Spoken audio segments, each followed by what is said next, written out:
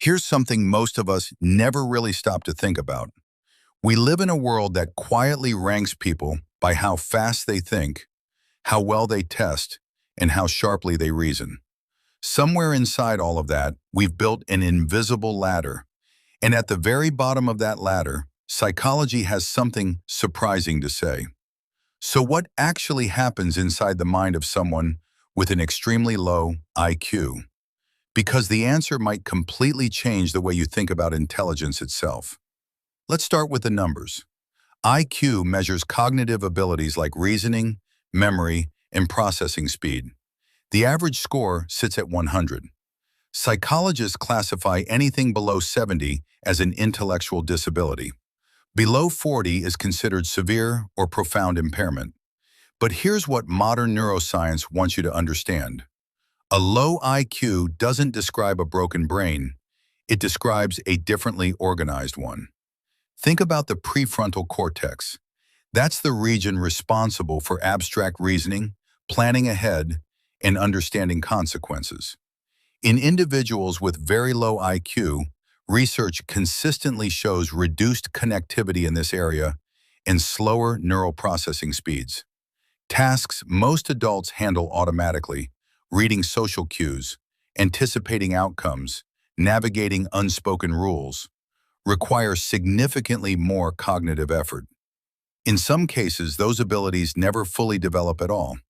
And yet, here's the paradox that cognitive psychologists find deeply fascinating. Many individuals with profoundly low IQ demonstrate strong emotional sensitivity, reliable procedural memory, and a genuine capacity to learn through repetition and routine. Their world isn't built on abstract thought. It's grounded in direct experience, familiar patterns, emotional connection. And within that world, many of them function with remarkable consistency. Here's something worth sitting with.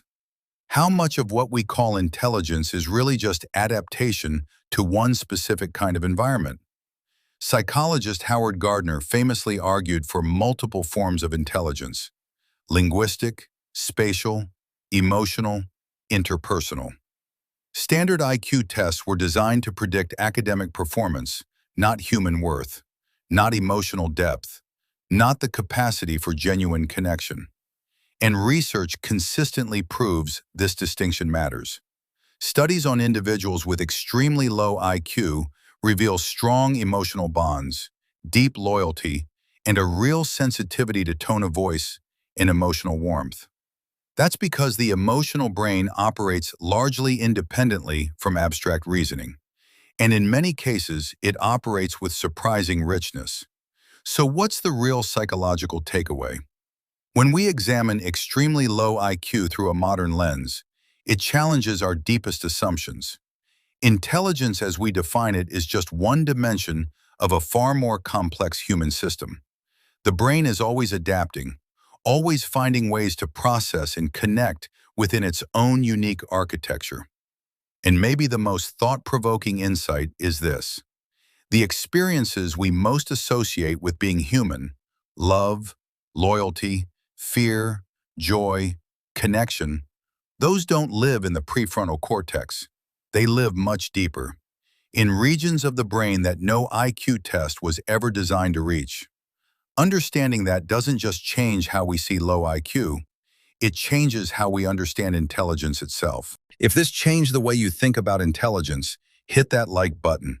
It helps more people find this content. Subscribe if you're new, and turn on the bell so you never miss what we post next. Drop a comment below. I'd love to know your thoughts. See you in the next one.